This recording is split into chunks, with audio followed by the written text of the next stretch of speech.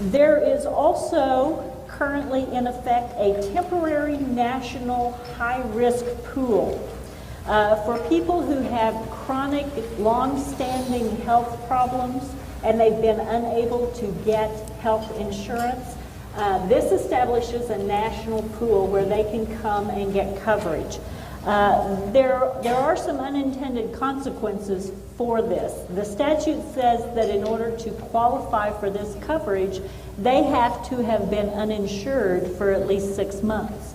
And the unintended consequence comes up in a state like Kansas, where we have our own high-risk pool. There was a story in the Eagle recently indicating that folks who had been in the Kansas high-risk pool were typically paying about 130% of what you and I would pay for our health insurance premiums, but they were insured.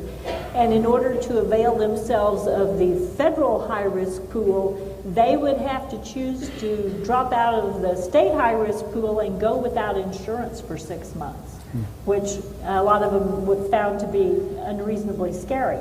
So it kind of defeated the purpose there when you have folks who are already in a state pool.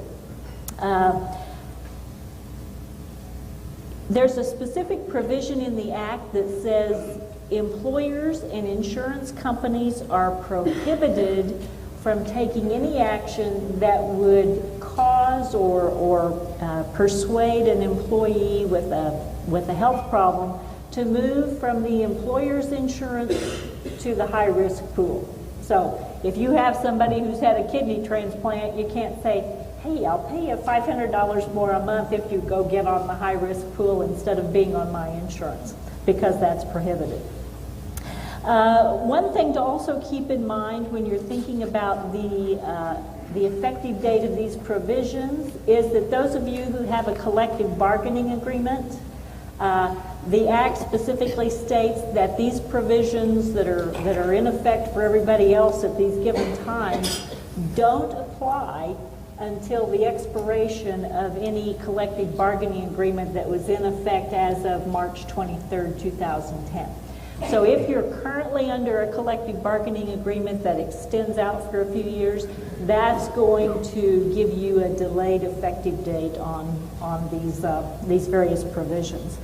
But in addition to those items that are currently in effect, there is an important new tax on tanning, which Quinn's going to tell you about.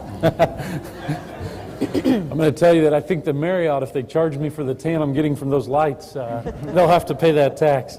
No, it is interesting. I candidly, I don't know why they chose that tax, but yeah, it's an additional 10% tax on tanning. So if you're into that, then you'll pay more. Unless you can get a note from your doctor saying it's really phototherapy. Yeah, that's true. That's true. Then it's not taxable. It's not taxable then. Other things as we move through 2010. I want to spend a few minutes talking about a couple of things. And you have a lot of information in the packet there in front of you, and obviously you all can read.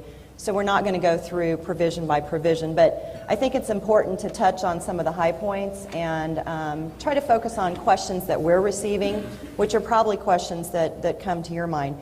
As I was sitting here listening, I was thinking about, legislation through the course of my career over 25 years in the employee benefits arena, and I actually started when COBRA came into play, and all of you are familiar with COBRA and the transitions that it's gone through over the years, and especially the last couple of years with COBRA-ARA and all the subsidies. And thinking in terms from an employer's perspective and how challenging it is to keep up with any individual legislative provision, and when you try to apply this to the scope of healthcare reform, it can be quite overwhelming. One of my friends asked me right after the legislation passed, so what do you think of all of this and how are you going to manage through all of this? And I said, well, if I was 10 years older, I would try to retire a little early. If I was 10 years younger, I'd try to refocus on a different career. However, I'm neither of those, so I will help my clients figure out how to cope while I go through that process with them. So, you know, as Terry and Clinton both said earlier, a lot of the provisions are going to require significant rulemaking that's yet to occur. So it can be very frustrating as you approach your plan anniversaries coming up and knowing, what do I have to do, what do I not do, and what if a clarification comes out later that completely changes the direction I thought I was supposed to head. The good news is we're all in that same boat, so we'll figure it out together.